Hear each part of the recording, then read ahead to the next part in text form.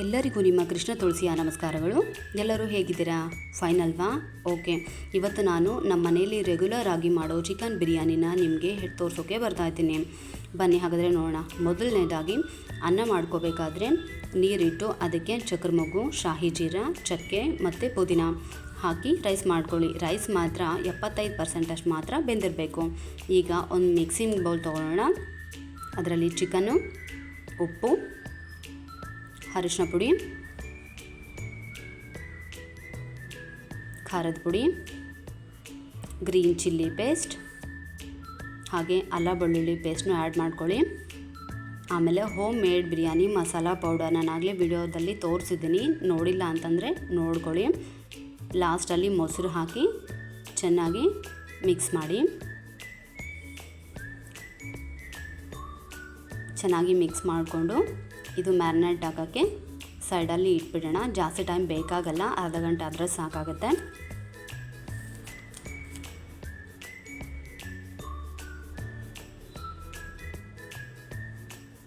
ಆಮೇಲೆ ಸ್ಟವ್ ಮೇಲೆ ಒಂದು ಮಡಕೆನಿಟ್ಟು ಅದಕ್ಕೆ ಒಂದು ಸ್ವಲ್ಪ ತುಪ್ಪ, ಹಾಗೆ ಒಂದು ಸ್ವಲ್ಪ ಎಣ್ಣೆನೂ ಹಾಕಿ ಮಸಾಲೆ ಪದಾರ್ಥಗಳಾದ ಪಲಾವ್ ಎಲೆ, ಶಾಹಿ ಜೀರಾ, ಚಕ್ಕೆ, ಕಲ್ಲು ಹೂವು, ಚಕ್ರಮೊಗ್ಗು ಹಾಗೂ ಏಲಕ್ಕಿ ಇದನ್ನೆಲ್ಲ ಹಾಕಿ ತುಪ್ಪ ಮತ್ತು ಎಣ್ಣೆ ಮಿಶ್ರಣದಲ್ಲಿ ಚೆನ್ನಾಗಿ ಘಮ ಬರೋವರೆಗೂ ಹುರ್ಕೊಳ್ಳಿ.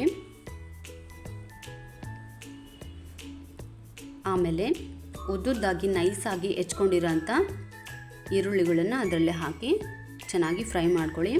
ಬಿರಿಯಾನಿಗೆ ಯಾವಾಗಲೂ ಈರುಳ್ಳಿ ಬ್ರೌನ್ ಆದರೆ ತುಂಬ ಟೇಸ್ಟ್ ಇರುತ್ತೆ. ನೋಡಿ, ಕಲರ್ ಚೇಂಜ್ ಆಯಿತು. ಈಗ ಸ್ವಲ್ಪ ಪುದೀನ ಆಮೇಲೆ ಗೋಡಂಬಿಯನ್ನು ಆ್ಯಡ್ ಮಾಡ್ಕೊಳ್ಳೋಣ. ನೀಟಾಗಿ ಹುರ್ಕೊಳ್ಳಿ.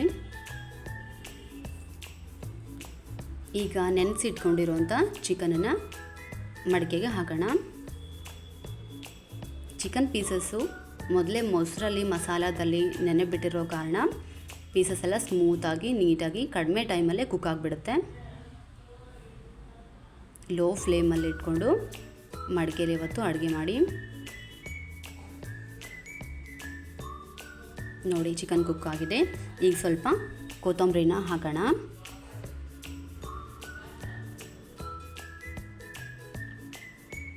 ಆಮೇಲೆ ರೈಸ್ ಮಾಡಿರ್ತೀವಲ್ವ ಅದನ್ನು ಹಾಕಿ 2 ನಿಮಿಷದ ಕಾಲ ಲೋ ಫ್ಲೇಮಲ್ಲಿ ದಮ್ ಬಿಟ್ಬಿಡಿ.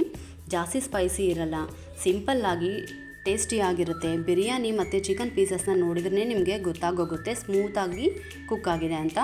ಈ ರೆಸಿಪಿ ನಿಮಗೆ ಇಷ್ಟ ಆದಲ್ಲಿ ಲೈಕ್, ಶೇರ್, ಕಾಮೆಂಟ್ ಹಾಗೆ ಸಬ್ಸ್ಕ್ರೈಬ್ ಮಾಡ್ಕೊಳ್ಳಿ. Thank you for watching.